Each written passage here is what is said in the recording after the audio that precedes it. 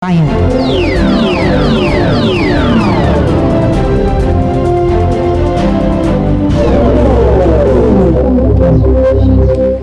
Ngayon po araw ng Sabado, ikapitong araw sa buwan ng Mayo taong 2011. Tayo po ay nagbabalik sa ating programang Buhay Kooperatiba, Buhay Federal, the voice of cooperative movement for promoting social justice and economic development. Let us pray to the Almighty God.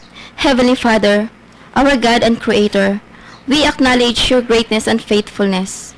And behold, in your name through Jesus Christ, our Lord and Savior, we pray in your name to guide our co-op leaders, officers, and members to be truly of service to you, that they will discharge their duties and responsibilities without reservation for their self-centered desire and personal interest, to teach us the virtue of humility and selfless dedication to serve our fellow men, to give us strength and compassion to understand each other, and the trust and patience we need to live peacefully together, so that this cooperative sector becomes a true instrument for peace and economic development.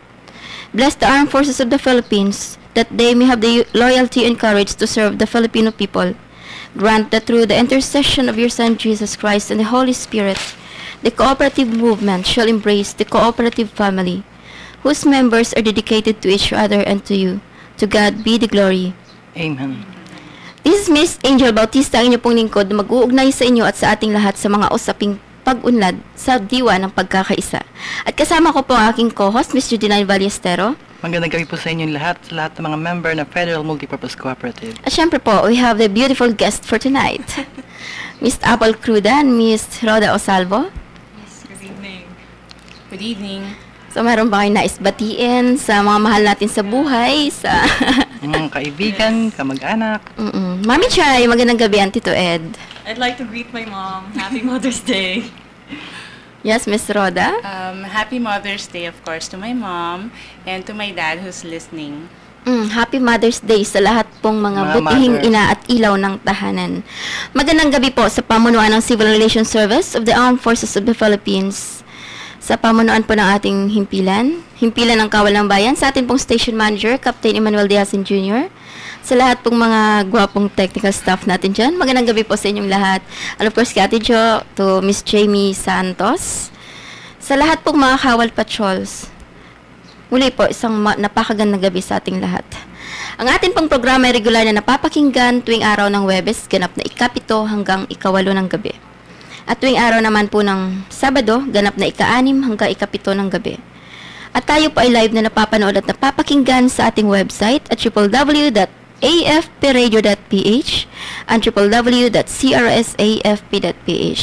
And of course, sa kasama natin, Kuya Nel Alvarez. Magandang gabi sa iyo.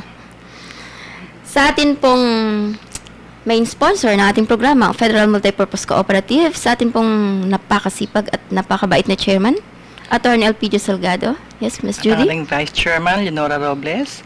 Ang ating pong mga Board of Directors, Brother Mar Bangasan, Danny Bantilan, ang Attorney Danny Bantilan, and then Attorney Satoridona, at syempre ang ating mga masisipag na officers, ang ating General Manager, Ernesto M. Camino, ang ating pong Professor Noli Villacorta, ang ating Secretary, and then ang ating pong napakasipag din na Treasurer, si Mr. Romeo Tubera. Siyempre po yung mga management staff na patuloy pong naglilingkod, nagbibigay serbisyo para po sa ating mga miyembro at para po sa ikatatagumpay ng ating kooperatiba. Yes, gusto ko rin batiin ang ating mga kasamahan sa araw-araw na paghahanap buhay at makatulong sa mga miyembro, sila Miss Catherine Real, Jackie Beltran, Miss Jessica Loquinario, Elizabeth Ronquillo, Jess Espedang, at syempre si Miss Rosel Santos. Gayon din po naman sa Cavite, na sina Vincent Cabino na malapit na rin pong ikasal next week. And then si Emily Bulan, Amy Tuto, Lizzie Silot, and Miss Tess Mendoza, at syempre si Ma'am Juanita. Para po sa inyong lahat ngayong gabi. Maraming salamat po sa inyong pagdalo sa aking programa at maging bahagi ng mga usapin at talakayang nakapagbibigay ng pag-asa sa taong bayan. So, to preach the gospel of cooperativism in the country, kami po sa samahang kooperatiba ay naniniwala na malaki ang maitutulong nito sa ating gobyerno sa layunin na maibsan ang kahirapan dito sa ating bansa.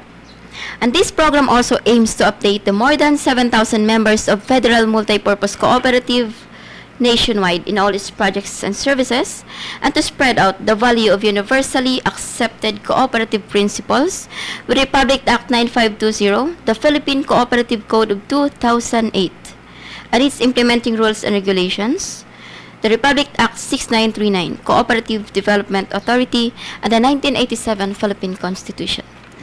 So para po sa aking mga guest, bigay ko po yung pagkakataon kung meron po kayong mga announcement o may mga idea po tayo na nais ipahimpapawid. Yes, Oo, sabihin natin. Sa ating, kasi tayo pinapakinggan sa buong Pilipinas at sa buong mundo. Oo, para po sa mga nais makiisa sa ating programa ngayong gabi, maaari po kayong tumawag sa aming linya ng telepono at 421-2590. 421-2590 o sa atin pong Sun mobile number at 0923-255-4741. Nais ko rin pong batiin ng isang magandang gabi yung mga taga-Civil Military Operations Group ng Philippine Army sa pamumuno po ng, syempre, napakasipag na Commanding Officer, Lieutenant Colonel Nasser D. Alonto. Yun po. Yes, ano po yung mga pwede nating ipahayag sa ating mga tagapakinig? Yeah, I think one way of making the Philippines a first world country is to have more entrepreneurs in this country. Yeah. And yun po ay masasagot din sa kooperatiba. Tama po ba? Yun. Kung titingnan kasi natin yung cooperative is just a small business enterprise sa karamihan. Pero sana bigyan din natin ng pansin that billions of pesos nung naiko-contribute ng kooperatiba sa ekonomiya ng ating bansa. Kahit sa ang bansa naman nandun yung pocket of poverty.